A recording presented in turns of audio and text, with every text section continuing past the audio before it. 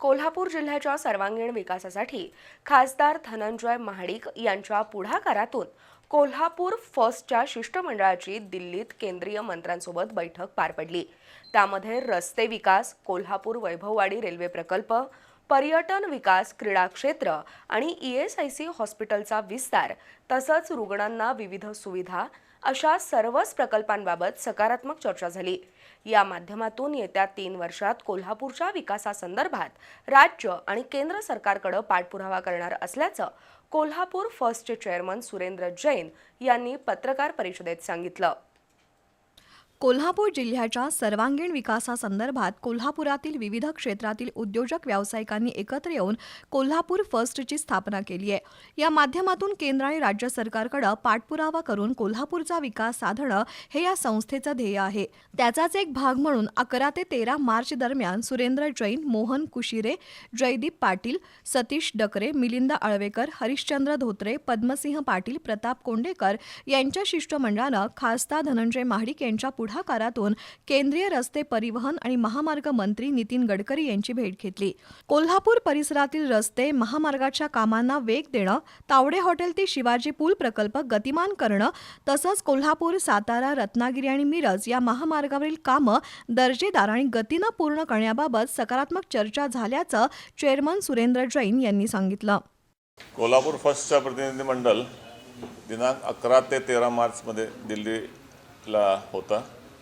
त्यामध्ये विविध केंद्रीय मंत्र्यांची भेट घेणे आणि कोल्हापूर फर्स्टच्या अजेंडावरचे जे विषय आहे त्यामध्ये विषयाचा आम्ही ऑलरेडी सिलेक्ट केला होता, ते घेऊन गेलो होतो आणि सांगायला अतिशय आनंद वाटते की मुन्ना माडिक साहेबांनी तिथे सर्व केंद्रीय मंत्र्यांबरोबर जी व्यवस्था केली होती। सर्व मंत्र्यांच्या भेटीमध्ये एक वैशिष्ट्य होता की आमच्या शिष्टमंडळ मुन्ना माडिक साहेब आणि मंत्री महोदय आणि त्यांचे PS ते 1 to 1 बैठक झाली।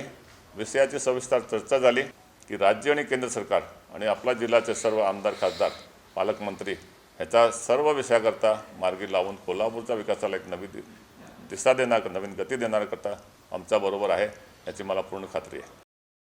दरम्यान केंद्रीय रेल्वे मंत्री अश्विनी वैष्णव यांची देखील शिष्टमंडळानं भेट घेतली। कोल्हापूर वैभववाडी रेल्वे प्रकल्पाला मान्यता देणं, या माध्यमातून कोकण, पश्चिम महाराष्ट्राला जोडणं, त्यातून पर्यटन, व्यापार, बंदरांचा विकास, उद्योग व्यवसाय, सामाजिक आर्थिक प्रगतीला चालना देणं शक्य असल्याचं अश्विनी वैष्णव यांना पटवून दिलं। केंद्रीय संस्कृती आणि पर्यटन मंत्री गजेंद्रसिंह शेखावत यांच्याशी चर्चेदरम्यान कोल्हापूर, सातारा, कोकण पर्यटन सर्किट विकसित करण्याचा प्रस्ताव मांडला। 150 किलोमीटरच्या परिसराचा विकास, धार्मिक स्थळं, ऐतिहासिक दुर्ग, किल्ले, कोकण किनारपट्टी पर्यटन, स्थानिक सांस्कृतिक वारसा यांच्या विकासाबाबत चर्चा झाली। त्यासाठी सकारात्मक प्रयत्न करण्याचं आश्वासन शेखावत यांनी दिलं। यानंतर केंद्रीय कामगार, रोजगार, युवा कार्य आणि क्रीडा मंत्री मनसुख मांडविया यांची शिष्टमंडळानं भेट घेतली। कोल्हापुरातील ESIC रुग्णालय 200 बेडचं करणं तसंच त्या अनुषंगानं ESIC वैद्यकीय महाविद्यालय सुरू करून कामगारांच्या मुलांना 45% प्रवेश राखीव ठेवणं यासाठी प्रयत्न करावेत अशीही विनंती नामदार मांडविया यांच्याकडे करण्यात आली। कामगारांची लक्षणीय संख्या विचारात घेऊन नामदार मांडविया यांनी त्याला सकारात्मक प्रतिसाद दिला।